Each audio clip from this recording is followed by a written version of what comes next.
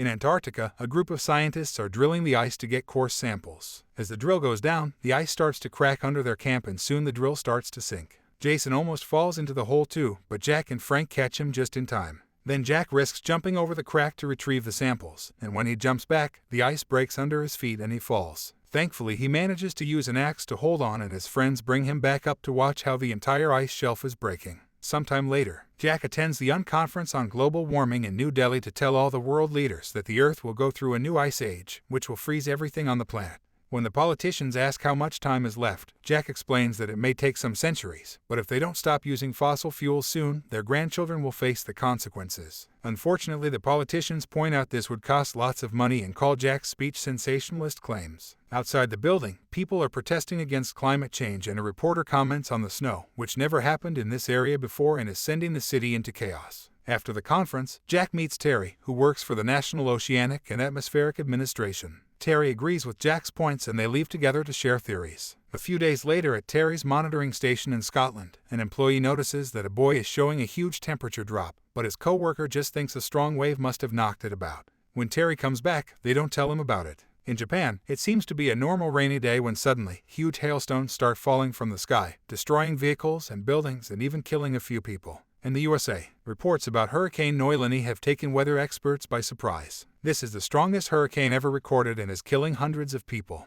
At the International Space Station, the astronauts are shocked to notice unusual gigantic storms forming in the Earth's sky. Meanwhile, Jack's son Sam is flying to New York with his friend Brian and his crush Laura. Sam is afraid of flying and he only gets even more nervous when the plane enters the huge storm, which causes it to shake. Suddenly, the pilot announces they'll go through some turbulence. So everyone fastens their seatbelts and holds tight as the shaking gets worse and bags begin falling all over the quarter. Thankfully, it doesn't last long and Sam realizes he's holding Laura's hand, so he has to let go. When they make it to New York, they're surprised to see a large group of birds flying west, almost as if they were escaping from something. In fact, animals in farms and zoos are also behaving strangely, as if they were afraid. Sam and his friends go to the competition and do quite well, but Sam can't help noticing that a boy from another school called JD keeps on flirting with Laura. Later in the monitoring station, Terry finally notices the boy registering the drop in ocean temperature. The employee tells him what he saw the other day, but they soon discover multiple boys are sending the same report, meaning it's not a malfunction. Terry decides to call Jack and tell him his theory is occurring at a great speed, which hasn't happened since the last ice age 10,000 years ago.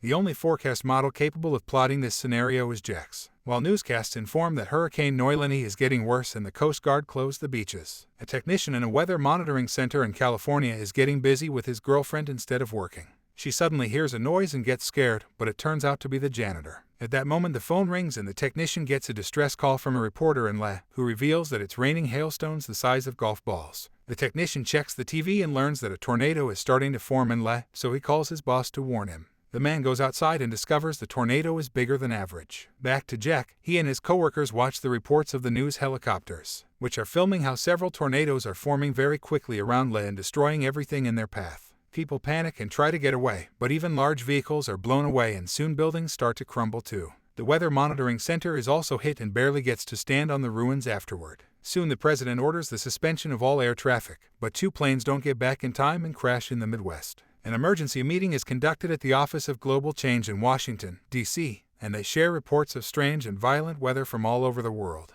Thanks to Terry's confirmation, Jack can explain that this is happening because of the North Atlantic currents, which are affected by the polar ice that is melting due to global warming. He also mentions that it just started and it'll only get worse soon. However, a climate shift is still a theory, so Jack's boss gives him 48 hours to find proof to send to the government. With the help of Frank, Jason, and NASA's meteorologist Janet, Jack begins working hard on writing a good report to the point that he doesn't sleep for 24 hours. When he finally takes a break, his team manages to finish some calculations and they discover there are only 6 to 8 weeks before a new ice age hits the Earth. The next day, Jack gets a call from Sam, who explains he's stuck in New York because the not-stopping rain is flooding the city and has caused many closures. After he hangs up, he discovers that JD is offering his group to stay in his fancy apartment. While the bad weather still hasn't reached DC, people are already panicking and raiding the supermarkets. Jack gets to meet with the vice president and tells him the situation is critical so they should start evacuating, but the vice president ignores him. Meanwhile, in Northern Europe, it has been snowing at a crazy speed for the last 24 hours with no sign of stopping. The search and rescue team is sent to retrieve the royal family, but the helicopters have zero visibility and end up flying in the eye of the storm. Soon the chopper's instruments and blades start freezing, causing them to fall and crash. Only one pilot manages to survive, but as soon as he peeks outside, he is frozen to death. Terry hears of this incident and sends confidential data to Jack because he has a more powerful computer to analyze it. This is how they discover a hurricane forming over land, which isn't supposed to happen. In New York, it's already been raining for 3 days and all trains have been suspended and the water is now pouring out of street manholes. In Canada, the ocean rose by 25 feet in seconds and has caused terrible storms too. In fact, there are reports of a tropical hurricane. Sam and his friends see these reports on TV right before the power goes out and JD announces he wants to go pick up his brother, so he offers to give the group a ride too. When they leave the building, they see that the city is in absolute chaos and the flood is rising. To make matters worse, employees in the local zoo discover the wolves have escaped. Many people are rushing to hide in the National Library, although a homeless man isn't allowed inside because of his dog. Vehicles can't move anymore because of the water, and many people get stuck inside their cars. Sam's group begins running toward the library too, but Laura stays back to help a family in a car, getting her leg injured in the process. Suddenly a huge tsunami appears out of nowhere and hits the Statue of Liberty before slowly engulfing the city, killing thousands of people. Sam runs back to the street to grab Laura and bring her into the library right before the wave covers the area and gets inside the library's first floor as well. Moments later, Jack finishes his calculations and calls Terry to inform him that the air is descending too rapidly, creating storms in Canada, Scotland, and Siberia that are getting bigger and will reach other areas soon. Their estimation of 6 weeks had been wrong. It'll only take 48 hours for the new ice age to start.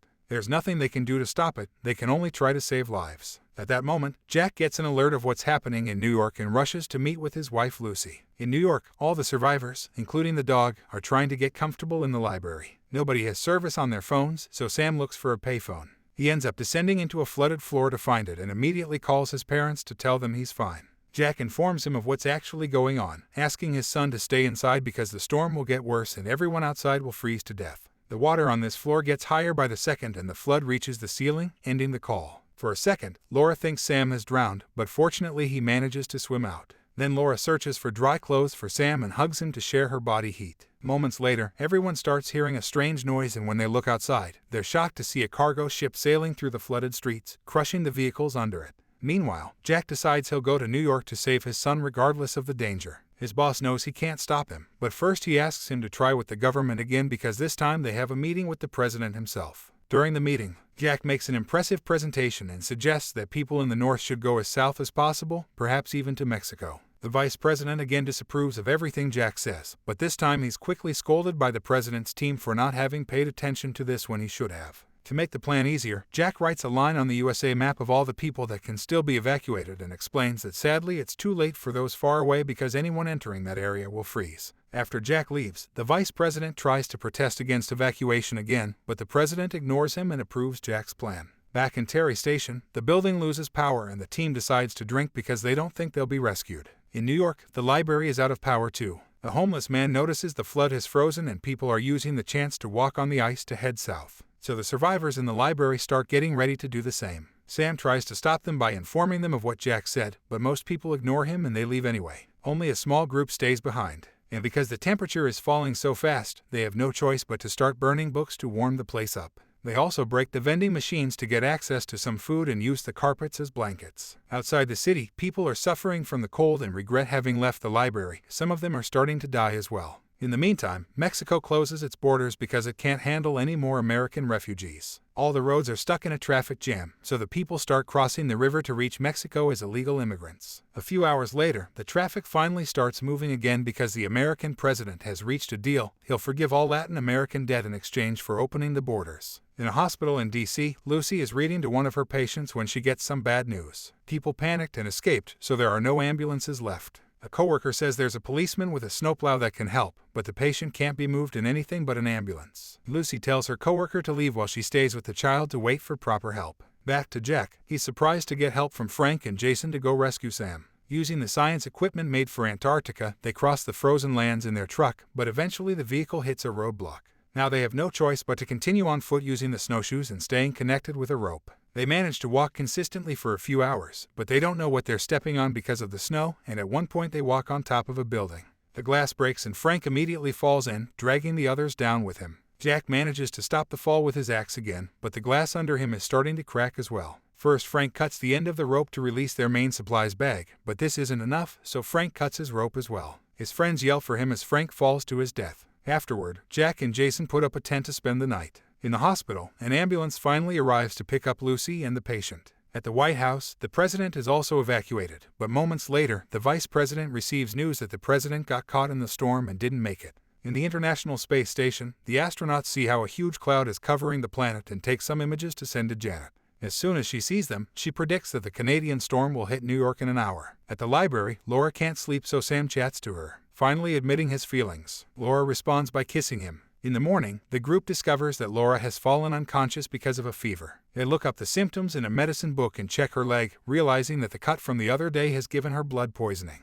The book says she needs penicillin immediately or she'll lose the leg, so Sam decides to go into the cargo ship to search for medicine, and Brian and JD volunteer to help. The trio reaches the ship quickly, unaware that their scent is being picked up by the wolves that escaped from the zoo. The door to the infirmary is locked, so Sam goes out a corridor window and carefully climbs around the wall. He breaks the infirmary window and comes inside, where he opens the door to his friends and Brian finds the penicillin. Sam wants to go back immediately, but Brian and JD point out they should get food as well. While they're in the kitchen, the trio is suddenly found by the wolves, who start chasing them through the ship. A wolf manages to bite Jason's leg, so Sam hits it on the head until it lets go of his friend and they close the door behind them. At that moment, the eye of the storm finally covers New York. Sam notices this and makes a plan. He'll lure the wolves out of their room so his friends can lock the door. Then Sam crosses the wall outside to reuse the window, but he accidentally steps on broken glass and gets the wolves' attention sooner than planned. He quickly begins running, and after a few turns, he manages to lure them into a corridor and lock the door. The wolves go to the other end of the corridor to try to reach the kitchen, but Brian and JD have already locked that door too, and now they're collecting supplies.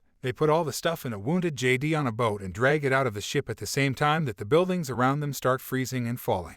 Brian and Sam have to pick JD up and run into the library, where they enter the warm room right before the rest of the building freezes. The group immediately works on making the fire stronger. On the frozen landscape, Jack and Jason keep moving, but eventually Jason collapses due to exhaustion and Jack has to drag him through the snow. When he discovers the eye of the storm, he immediately begins digging in the snow and finds an open vent through which he throws Jason and himself right before this area freezes too. A few hours later, Jason wakes up to find the tent up and a few fires going on. As soon as Jack sees him, he wants to keep going, not hearing Jason's idea to wait because Jack thinks Sam may not survive for long. As Jack and Jason walk through the storm, they keep encountering frozen bodies everywhere. They only stop to sleep in the tent during the night, and Jack comments that humanity survived an ice age, but if they aren't more careful from now on, they won't survive this one. Sometime later, the International Space Station notices that the storm is dissipating in Europe and they finally get to see land again. At the same time, Jack gets out of the tent and sees that the skies have cleared. It's easier for him and Jason to walk now, and they soon reach New York, finding the Statue of Liberty completely frozen and a bunch of ships stuck in the ice. When the GPS indicates they're standing on top of the library, Jack is devastated to realize his son may have been buried by the snow.